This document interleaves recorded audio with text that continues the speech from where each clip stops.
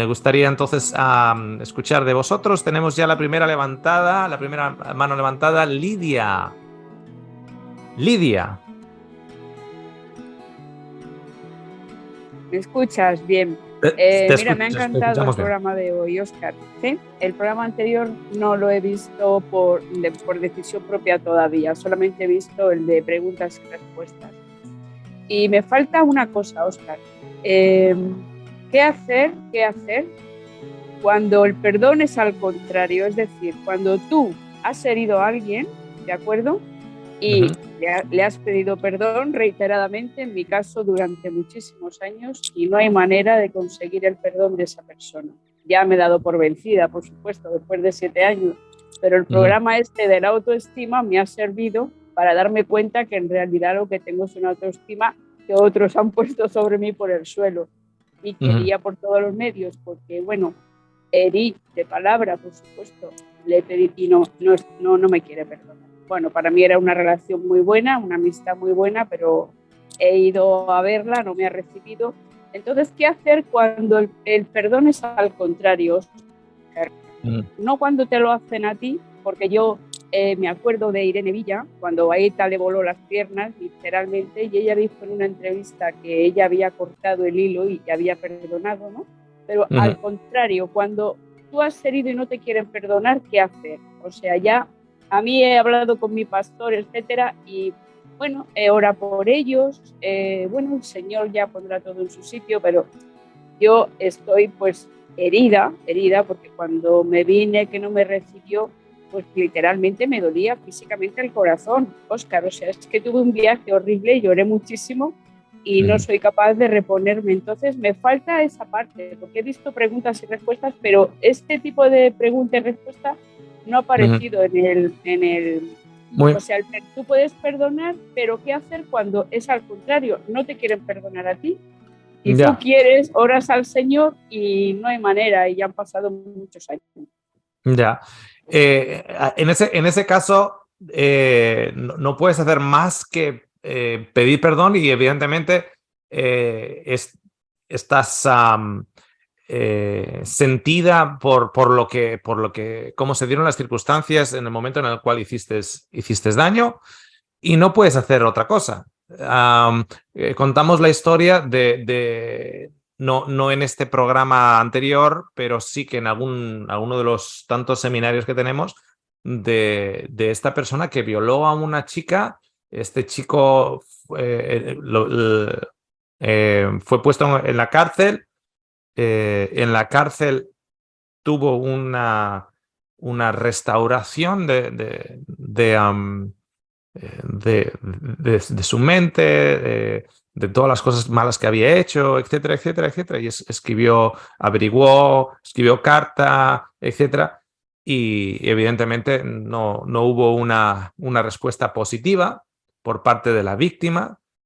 Y, y la víctima, pues, habían pasado ya X número de años y la víctima seguía con depresión, etcétera. Y lo hablábamos de la gran, enorme paradoja, ¿no? Que el que estaba ahora libre en mente era el violador y la víctima estaba esclava. O sea, pero el que le había dado libertad al violador era el creador, era Cristo, y sin embargo la víctima estaba en la cárcel. La que verdaderamente estaba en la cárcel era la víctima, no el violador. Pero por eso está el periodo de restauración. Tenemos que incluye la reconciliación. Una cosa es el perdón, es uno de los pasos de la ecuación. Otra cosa es la reconciliación, que no siempre se puede dar. Y luego el tercer paso sería la restauración, que en muchos casos, en gran mayoría de los casos, la hemos enredado aquí y hay tantos factores que la restauración pues va a ser fuera de este contexto. Es como, por ejemplo, mira, cuando vivimos todos los años en la granja, para ir a la granja había una carretera de 2,5 kilómetros de gravilla y arena, etc. El primer mes lavábamos el auto todas las semanas, porque se llenaba todo. Llega un momento que olvídate, ya no lavamos ni en el auto. Entonces, ten en cuenta que nosotros vivimos en un contexto en el cual, limpiando todas las relaciones, luego esas relaciones tienen que estar viviendo y compartiendo una dimensión terrenal que de una u otra manera es totalmente imperfecta. O sea, alguien te va a cortar en el tráfico, a alguien se le va a caer una docena de huevos en el supermercado, estas cosas van a seguir ocurriendo. Alguien te va a abrir la puerta del auto cuando tienes tu auto aparcado en el supermercado y te va a rayar la puerta. Estas cosas van a seguir ocurriendo. Entonces, la restauración tiene que ser una restauración total, no solo de los individuos, sino también del contexto y de la geografía donde esos individuos se encuentran.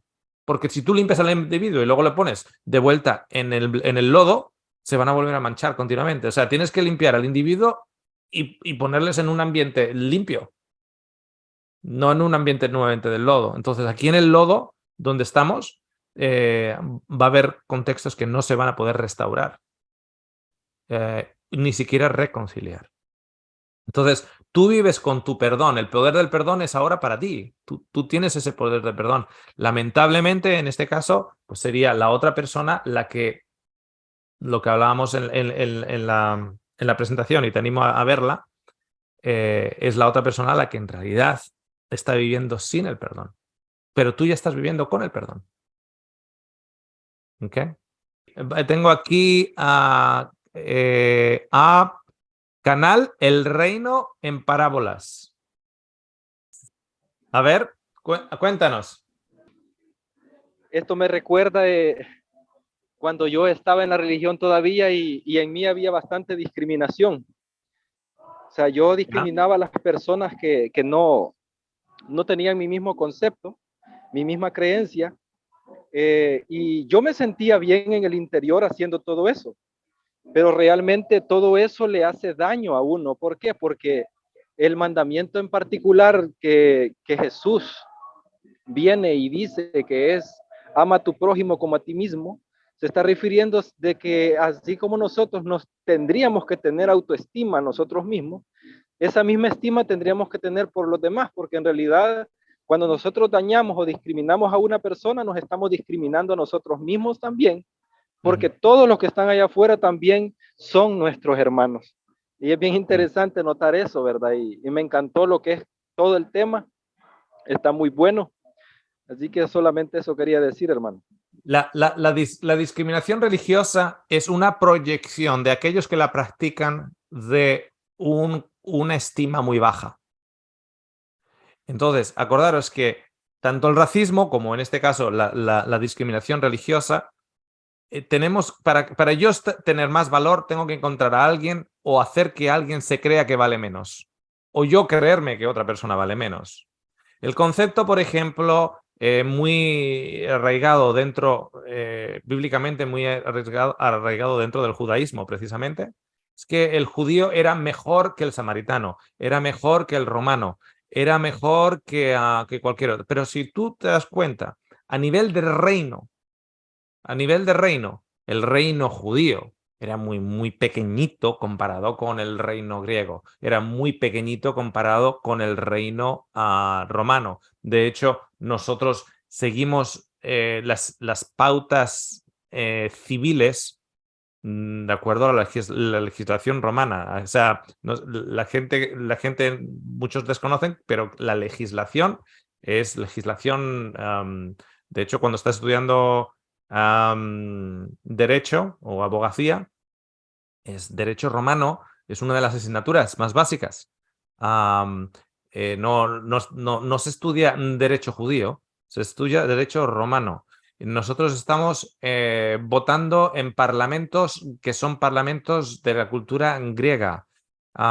Nuestras estructuras de entretenimiento, etcétera. O sea, el sistema en sí es grecorromano, evolucionado, digamos, a los términos que encontramos a día de hoy. El hecho de que el judío remanente se creía mejor que los asirios, que se creía mejor que los sirios, etc., cuando tú ves al reino de los sirios, cuando ves al reino de Babilonia, cuando ves al reino de Egipto, cuando ves al reino de Roma, de Grecia, etcétera, etcétera, y al judío clamando, yo soy mejor que ellos, yo soy el remanente, en realidad es una proyección del judío que se siente con muy poca valía, entonces tiene que encontrar un mensaje, interiorizar un mensaje o grabarse un mensaje en el cual, para yo tener valía, el samaritano tiene que valer menos que yo. El samaritano no puede valer igual que yo, porque entonces si el samaritano vale igual que yo no valgo tanto. O, como veo los fallos en el samaritano, y si el samaritano vale lo mismo que yo, entonces, con los fallos que yo veo en el samaritano no vale mucho, y si yo valgo igual, yo no valgo mucho. En realidad es una proyección de nosotros, como tratamos al prójimo, como a nosotros mismos. Cuanto peor tratamos al prójimo, cuanto más tratemos de una u otra manera humillar al prójimo o creernos que somos mejor que el prójimo, en realidad lo que estamos mostrando es que nosotros mismos tenemos una percepción de nosotros muy baja. El racismo religioso es una baja autoestima. La causa de la gran mayoría de las depresiones, las personas que vienen con depresión, en la gran mayoría de los casos, te podría decir que en un 99.9% de los casos, es una percepción de estima muy baja. Y en muchos casos con personas súper exitosas, con empleo, con dinero, etc. Pero la depresión es una proyección, en la gran mayoría de los casos, de una baja autoestima. Si nosotros empezamos a cambiar la percepción que tenemos de nuestra autoestima, resulta que empezamos a estar menos deprimidos, en la gran mayoría de los casos. Ok, tenemos a Carmen y Luis. Sí, un segundito antes de Carmen y Luis, me quedé pensando, si me permiten una acotación con respecto a lo de Lidia, me dejó pensando porque también puede pasar el hecho que en nuestra autoestima, al no sentirnos perdonados por la persona que hemos herido, nos sentimos entonces que no somos dignos del perdón de esa persona, que somos una mala persona y no nos perdonamos a nosotros mismos. Entonces ese es un factor que puede estar influyendo, Lidia, así que ahí está la autoestima. No sé si Oscar querés redondear un poco lo que dije para que entonces ella se perdone a ella misma el daño y ya está. Claro, por eso reiterar el hecho de que tú ya tienes ese perdón, Lidia. Tú ese perdón ya lo tienes. Si tú ahora vives bajo la falta de perdón de la otra persona, la cárcel donde la otra persona se encuentra por la falta de perdón es una cárcel que te está tratando de meter a ti también. Pero tú eres libre en tu perdón. O sea, tú has pedido perdón y sientes un remordimiento por lo que se hizo, etcétera, y entendiste, razonaste que estuvo incorrecto, etcétera, etcétera. Ese perdón tú ya tienes, te lo dé ella o no. Al fin y al cabo se convierte en una lucha de poder, parecería. O sea, es como que hay gente que de una u otra manera impone una autoridad sobre nosotros, como si para yo ser perdonado, ellos me tienen que perdonar. Y hasta que ellos no me perdonen, yo soy esclavo de su misericordia o falta de su misericordia. Y no, nosotros solo somos dependientes de Dios en ese aspecto. Dios nos dice que perdones y que Dios le dice a la otra persona que perdone. Si la otra persona no quiere perdonar, la otra persona la única que debería estar todavía en las prisiones de la falta de perdón, no la persona que ha habido un arrepentimiento, un remordimiento de lo que se hizo y que ha pedido perdón. Esa persona, si tú ahora entras en esa libertad que hay en Cristo, no hay nada más que puedas hacer. No hay nada más que puedas hacer. Lo que sí has de evitar es entrar en la prisión donde se encuentra la otra persona. Y a veces, fijaros que es como una especie de lucha de poder en la cual hay gente que de una u otra manera trata de imponer un poder sobre otra persona y se agarra, por ejemplo, padres que no se han interesado por sus hijos y que ahora se van a divorciar y piden por la custodia solo para hacer daño a la esposa, no porque ellos se interesen por el hijo, porque nunca se interesaron, pero solo para hacer daño a la esposa, ahora piden por la total custodia del hijo, para hacer daño, ¿no? De esta manera, como yo sufrí y tú ahora vienes a pedirme perdón, pero yo sufrí, ahora te voy a hacer a ti sufrir de la misma manera, no perdonándote. Entonces es como ejercer un poder sobre una persona. Y cuando nosotros tratamos de una u otra manera de ejercer un poder sobre la otra persona, estamos fuera de los principios más básicos del reino de los cielos. Estamos bajo un principio babilónico.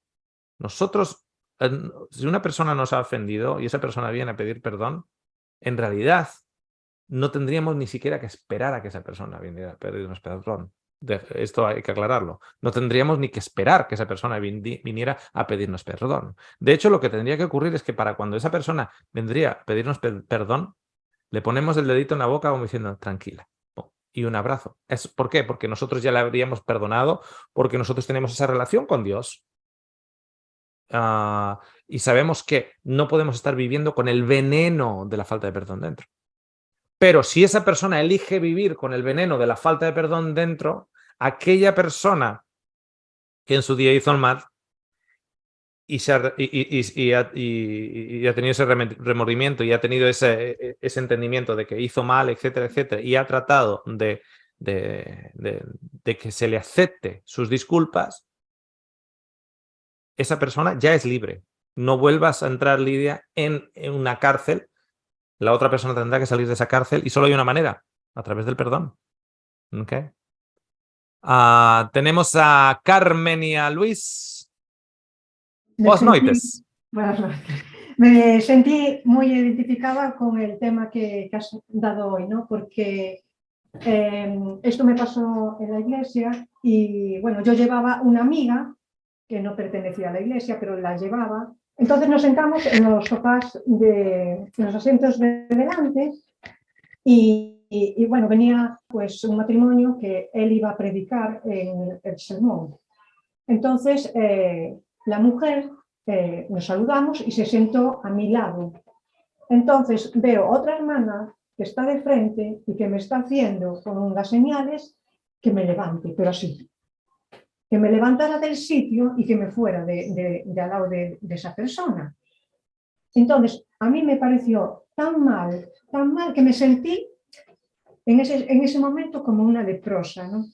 Al final me levanté del sitio, pero con mucho, no sé, ya con los nervios, me levanté del sitio, me fui a sentar a otro sitio yo y mi amiga.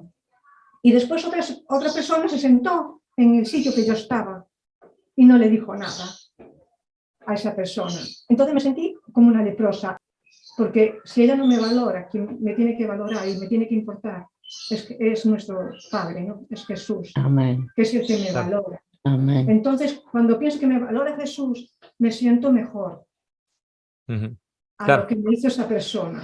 Es simplemente... Claro, tenemos, reitero, tenemos que tener alguien neutral. Alguien neutral. O sea, en el patio del colegio, en el recreo, cuando hay una disputa, no que Juan me ha dicho esto, que María me ha dicho lo otro, que ta. ¿Quién es la persona neutral? La profesora. La profesora es en el patio del colegio la persona neutral. Esa es la persona neutral. Entonces, ¿quién es la persona neutral? La persona neutral es el creador del ser humano, no otro ser humano. Cada uno barre para su casa y tiene sus intereses. El único que tiene una percepción correcta de nosotros es Dios. Ese Dios que Jesús precisamente ha venido a mostrarnos. No necesita decir, Jesús dice, no necesita que yo os lo diga porque el Padre mismo os ama. ¿Okay? Y las historias de las parábolas están continuamente en ese sentido. O sea, no ya te discrimina quito. contra el hijo pródigo, no discrimina contra el hijo pródigo ni contra el hijo que se quedó en la casa. A los dos los valora por igual. Tenemos muchísimas gracias a Carmen y Luis. ¿Tienes un comentario más? Perdona. Es cortito, ¿no? Le doy gracias a Dios, me encantó la charla y sobre todo el final, ¿no? Antes de que lo hubieras dicho era lo que estábamos diciendo. Por la primera señora que había hablado, que la parábola del hijo pródigo, ahí lo vemos. Yo me imagino que el hijo ya venía con la intención de ya ni decirle, llamarle papá, sino que fuera ser un sirviente. El hijo mayor, ¿dónde quedó? El hijo mayor no lo había perdonado. Es que Claro. en realidad él estaba perdonado. Y estoy convencido de que le habría pedido perdón al hermano también por hacer eso. Es también un poquito como los jornaleros, ¿no? Y tenemos, como decimos, somos muy afortunados de habernos abierto los ojos. Yo sé que no es por ti. Tú, o por lo menos yo así lo entiendo. Yo lo sé 100%, vamos. Yo entiendo que eres un instrumento en las manos de nuestro papá.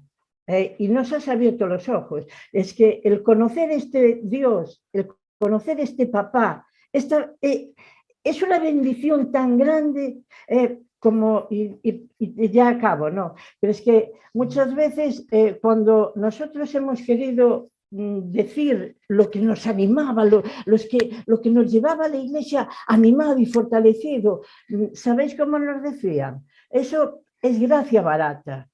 Mirad, yo en un principio, pero de un tiempo para aquí, yo sé que el Espíritu nos habla, Dios nos dice las cosas, y me parece tan denigrante, tan malo esa palabra de decir gracia barata a lo que Cristo pasó por dármelo sin merecérmelo, porque es por gracia, que eso se pueda llamar gracia barata. Es que es un insulto, lo veo, y perdonadme si alguien se encuentra identificado, pero es que lo veo un insulto tan grande, ya no solo para nosotros, sino para nuestro papá, ¿no? Y la verdad que es una bendición, y me quedo con lo que has dicho al final, ¿no? El hombre te puede poner aquí, como me habían llamado, no, Luis, tú eres muy importante para Dios. Y dijo, es que no me has dejado acabar. Para el mundo, yo estoy aquí abajo, pero para Dios sé que yo estoy aquí arriba, porque dio su vida por mí. Claro. Doy su vida por mí. Y es lo que me motiva a seguir en este mundo. Es lo que me motiva a seguir en este mundo. Y acabo. Como dice, había un amigo que dice, tenemos un perro, lo quitamos y muchas veces, claro, es un golden. Sé que tú has tenido un golden y son una maravilla, se van a la gente que lo quiere acariciar, y decía este hombre, es que cuanto más conozco a las personas, más amo a mi perro. y ahora digo, cuanto más conozco este mundo, más deseo que Cristo pueda volver. Y aquí acabo, mi hermano. Gracias. Muchísimas gracias a Luis y Carmen.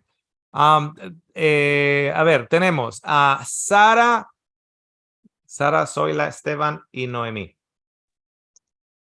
Gracias, Oscar.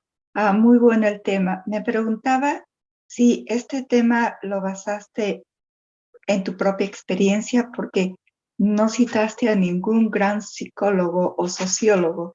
Y me pregunto también si va a haber la otra cara de la moneda, porque hoy has hablado de las personas que tienen autoestima baja. La otra moneda es las personas que tienen autoestima muy, muy, muy elevada. Pero yo creo... Aquellas que tienen, sí que hemos comentado, sí te acuerdas, Sara, que aquellas que tienen esa percepción de autoestima muy elevada, en realidad es una proyección, una capa que trata de esconder una construcción que trata una autoestima baja. Ya. Pero me pregunto si estos ondas de alta o baja autoestima se debe también al proceso de maduración de la persona, porque sí, en ciertas oportunidades de nuestra vida somos más susceptibles a creer lo que la gente cree de uno, pero más adelante cuando uno va creciendo, va siendo más maduro, madurez personal, ¿verdad? Que es única, es singular. Entonces me quedan dos opciones: o acepto lo que creen de mí, o lo rechazo o lo ignoro.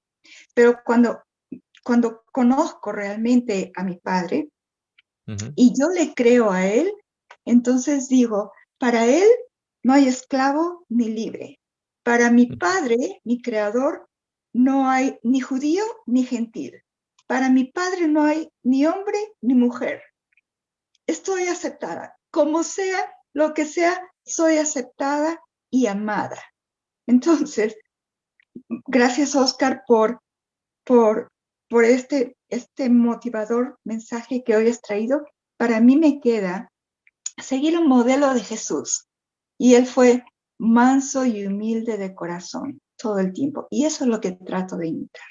Gracias, Oscar. Efectivamente. Comentábamos que había dentro de la psicología se habla de 3 diferentes tipos de autoestima: alta autoestima, baja autoestima y autoestima saludable. En realidad solo hay 2, porque una persona que tenga alta autoestima, que crea mucho de sí mismo, tú le quitas los autos, le quitas el trabajo, le quitas su matrimonio, le quitas bueno, ¿cuánta gente en Siria tenía alta autoestima? Y sin embargo, tras la guerra de Siria, cuando tenían que llevar el colchón a cuestas, ahí ya no era el jefe de policía, ahí ya no era el gran empresario del pueblo, ahora era otros en la caravana de migrantes sin nada, sin casa, sin nada, sin oficio, todos en un campamento de refugiados allá en Turquía. Cuando eran así, a ver si su autoestima era tan alta. Porque cuando todas nuestras construcciones humanas se derrumban, ahí en realidad es cuando muestran qué tipo de autoestima tenemos. Por eso que los altos o los bajos, todo eso es una representación de una baja autoestima. Una autoestima saludable es la que está basada en lo que precisamente Dios cree de nosotros. Y esta cita que comentabas de Pablo en Gálatas 3, de que no hay ni judío ni gentil, ni libre ni esclavo, ni hombre ni mujer. Todos son escalas de estima, de valoraciones. Un esclavo vale menos que un libre. Un judío vale más que un gentil. Un hombre vale más que una mujer. Eso es una escala social de estima y, sin embargo, es lo que acaba de decir Pablo. En Cristo todos tenemos el mismo valor y no es un valor poco, es un valor alto, pero todos. Cuando nosotros empezamos a dar... Y es por eso que es tan importante dentro de toda esa estructura darnos de esa estructura de Dios, de que para Dios todos tenemos exactamente el mismo valor y el mismo regalo. Y respondiendo también a un comentario que decía Luis de gracia barata, fíjate que será barata, que es gratis, por eso se llama gracia. ¿Desde cuándo es una gracia cara? Si es una gracia cara, gracia es algo que te dan gratis y ahora le pones que la gracia es cara, pues es un contrasentido. La gracia no solo es barata, sino es tan barata que es gratis. Por eso, a mí cuando me dicen, no, eso es gracia barata. No, barata no, porque si es barata le pones un valorcito. Poco, pero valor no. Es más que barata, es gratis. Es gratis. Entonces, lo importante que luego esto se junta con la restauración de la humanidad. Cuando Cristo es alzado, Él es alzado, nosotros no, Él es alzado, atraerá a todos a Él. Eso a mí me hace un cambio de chip en mi cabeza en la cual ahora el trato que yo tengo para con otro ser humano es un trato más saludable, porque yo no estoy tratando de yo alzar mi valía hundiendo al otro ser humano o bombardeando al otro ser humano. Yo estoy alzando el valor del otro ser humano, porque si yo empiezo a tener un concepto de que el otro ser humano es digno de salvación, según él sube, yo subo. Cuando yo trabajo para aumentar la valía de la humanidad por completo, yo soy parte de la humanidad, yo también subo en mi percepción. Pero cuando yo estoy pensando que Dios, de una u otra manera extraña, arcaica, tiene un cielo solo para unos y no para otros, estamos haciendo de Dios un Dios con una autoestima baja. Y no solo eso, sino que estamos diciendo que de una u otra manera Dios discrimina basado en la valía de cada individuo. O sea, tiene una multiplicidad de aplicaciones. Cuando entendemos que la restauración es la restauración de la humanidad, y no solo de unos poquitos. Porque si Dios solo salva a unos poquitos, está salvando a aquellos que de una u otra manera están con baja autoestima, pero proyectando una alta autoestima. Está salvando precisamente al Pedro, Juan y Santiago de turno, que se creían quienes son los más grandes entre nosotros. Que va en contra de su naturaleza, va en contra de la naturaleza de Dios. Para Dios todos tenemos el mismo valor. Y cuando yo alzo el valor de la humanidad en mi mente, alzo el valor de mi vecino, alzo el valor mío. Y me acerco más al verdadero valor que Dios tiene de mí. Tenemos a Zoila, a Esteban y tratamos por último a Noemí, a ver si se le ha arreglado el audio. Zoila. Yo quería preguntar a ver si he entendido bien. O sea, la autoestima sería medible, se puede medir la autoestima, pero si la autoestima se puede medir,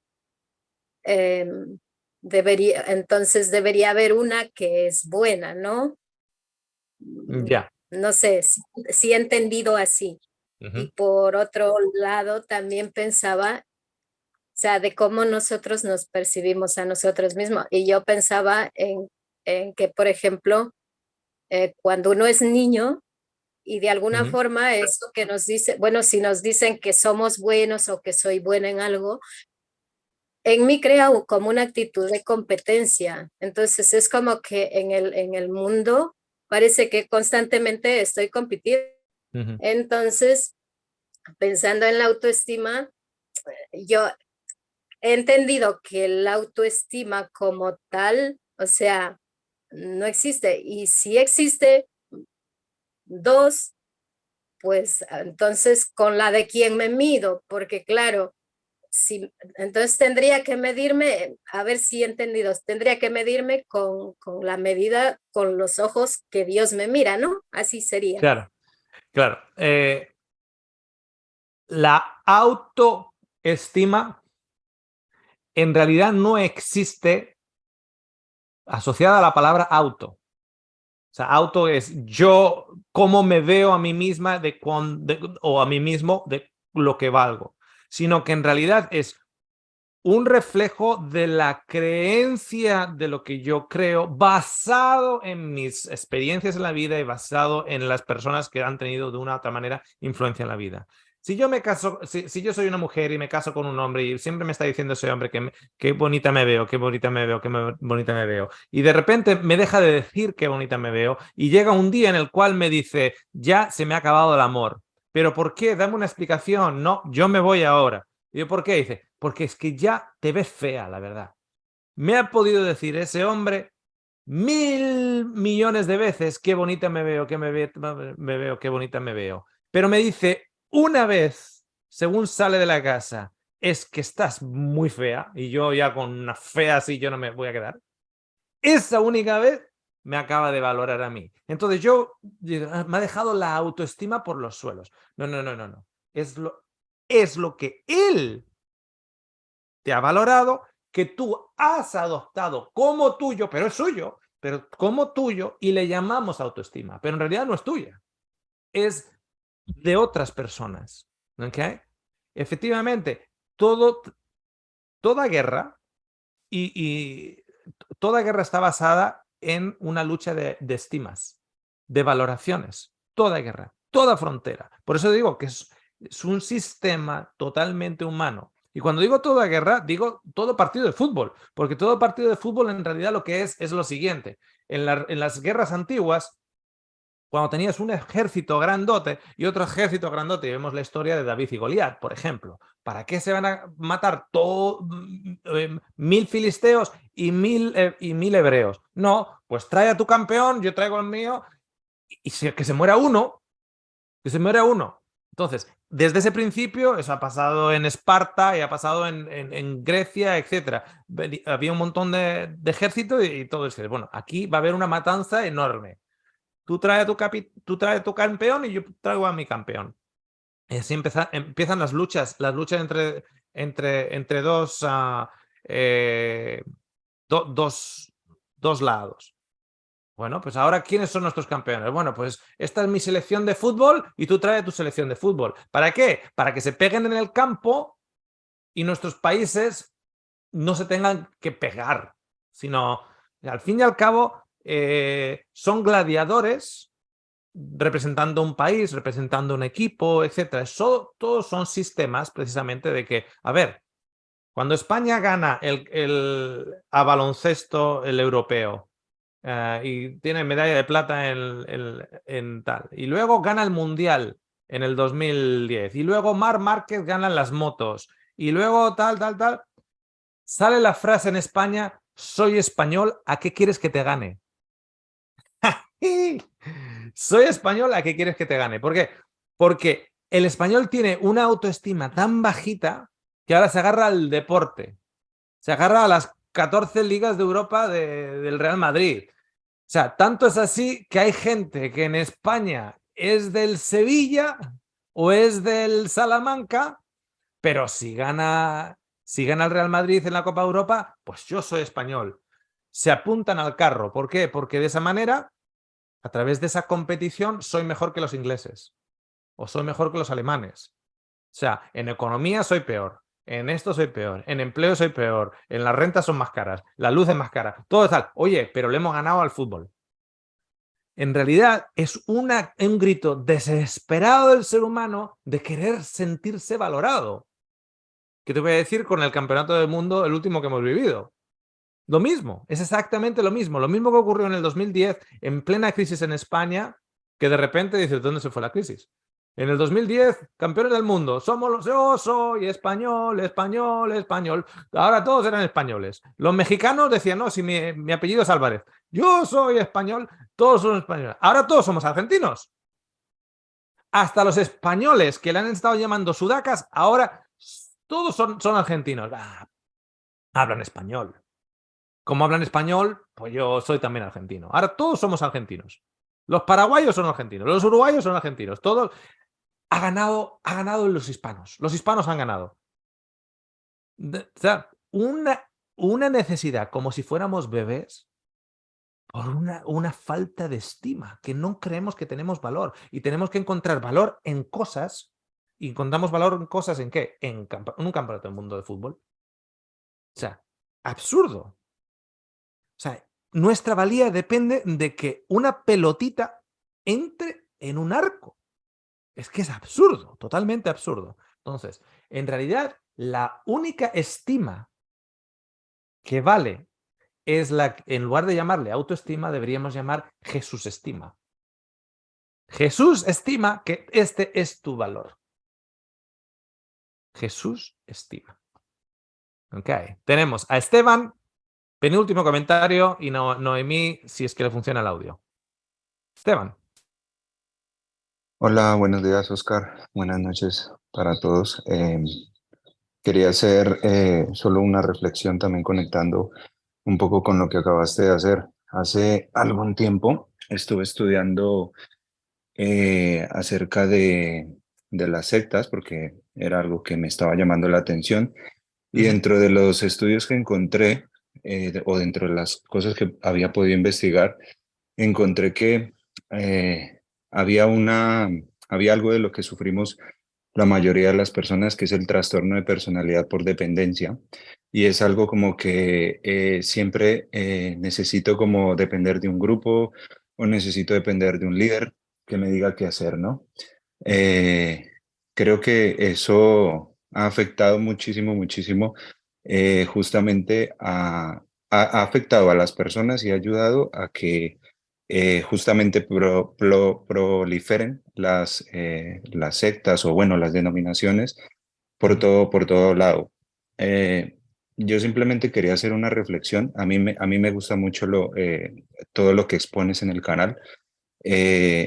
Hace 2 programas atrás fue como un polo a tierra para mí también, porque ¿de qué nos sirve este mensaje de la salvación para todos si también vamos a ir a pelear con nuestro prójimo por esto, si también queremos como meterle a la fuerza a esto, cuando de esto no se trata? O sea, me encanta justamente escucharte porque es algo que, o sea, tú como que pones ciertos puntos donde no dejas que las personas se eleven más allá. A veces decimos gracias a Oscar, gracias a Bastián, gracias a aquel, gracias al otro. Yo he visto, he leído en la Biblia que dice que si Dios quisiera hasta las piedras hubiesen hablado. Sí, está Oscar y están los otros que digamos, nos tiran por un camino para simplemente averiguar y indagar, ¿no? Pero creo que a veces debemos tener también un poco cuidado porque nos estamos estamos despertando y alejándonos de ciertas cosas, pero luego queremos otra vez conformar otras como si quisiéramos otra vez agruparnos y armar por nuestra propia cuenta, ¿sabes? Eso a mí en lo personal simplemente me da un poco de temor. Por lo demás, entiendo que todos hemos sido rotos, todos nos ha pasado algo y todos hemos sido víctimas y hemos sido victimarios también. Y en esa medida siempre buscamos, pues tenemos ese afán de agruparnos con gente que haya sentido lo mismo que nosotros, ¿no? Entonces era un poco eso, ese llamado como a la reflexión y bueno, agradecerte también pues por todo lo que comentas siempre. Muy buen comentario, Esteban, y estoy 100% de acuerdo contigo. Y de hecho, y Mary lo sabe, el día en el cual esto huela raro, se corta el canal así, ¡pum! Ya, así, ¡pa! Ya está. Si la función del canal en realidad es pues, expresar unas ideas, las que sin forzarlas, ni mucho menos. De hecho, tenemos un programa que se titula La guerra al revés.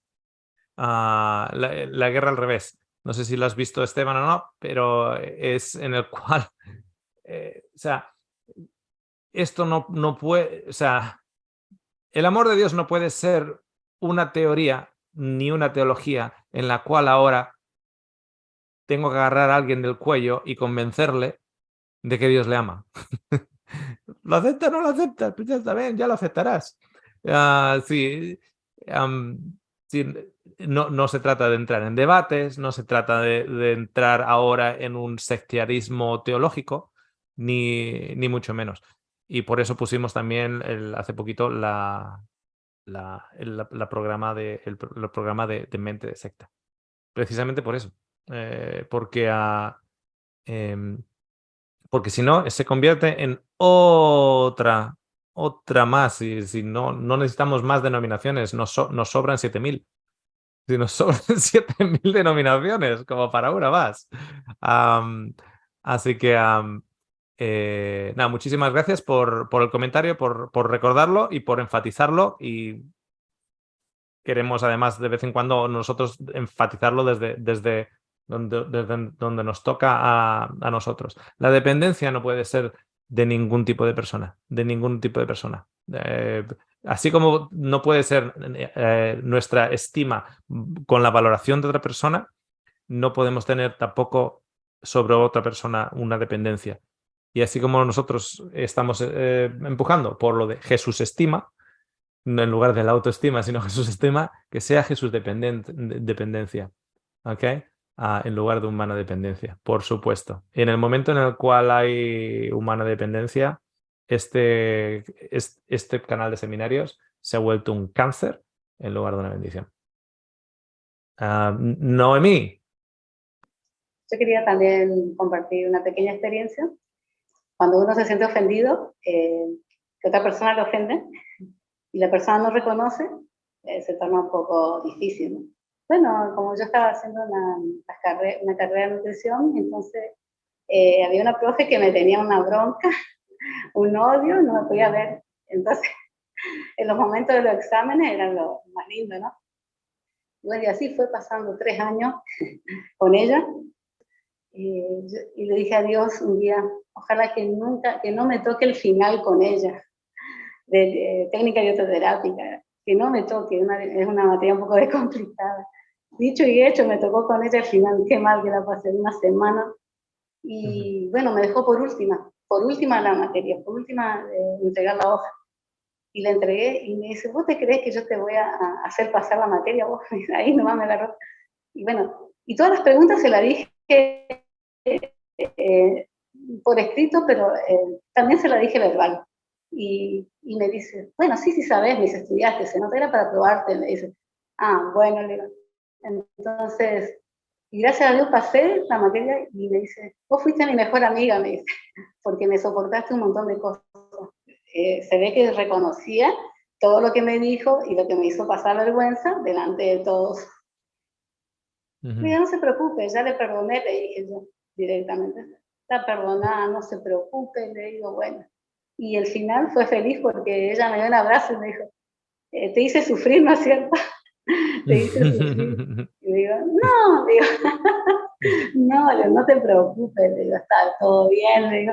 Y bueno, a pesar que me hizo sufrir, pero yo me ignoré lo que yo sufrí y le dije a ella, ya, bueno, sacamos una foto y me entregó la libreta, gracias a Dios. Y bueno, y vemos que unas experiencias que no debe pagar, yo aprendí que no debe pagar mal por mal. Si te hacen mal, uno tiene que pagarle bien, digamos. Entonces, esa es la experiencia que yo pude aprender para mí, digamos. Allá ella, yo no sé si ella me perdonó, si yo la ofendí en alguna cosa también. Bueno, eso quería compartir con ustedes. Y me encanta mucho el tema del perdón y también esto también de la baja autoestima. Gracias, Oscar, que tengan una buena tarde. Muchísimas gracias, Noemí. Lo vamos a dejar aquí ya. Muchísimas gracias a todos. Nos vemos para el último del mes, que es, ¿qué hemos dicho? Encontrando un propósito en esta vida. Encontrando un propósito en esta vida. Será el último de este mes de abril. Luego anunciaremos cuántos programas va a haber en el mes de mayo, pero también vamos a tener algún fin de semana de descanso, ¿ok? Para daros descanso a vosotros, darnos descanso a nosotros y también para evitar una dependencia también para que haya otras avenidas donde poner vuestro tiempo también y poner en práctica las cosas hermosas que Dios nos va enseñando cada día. Muchísimas bendiciones para todos, allá donde estéis. Nos vemos la próxima semana. Chao, chao.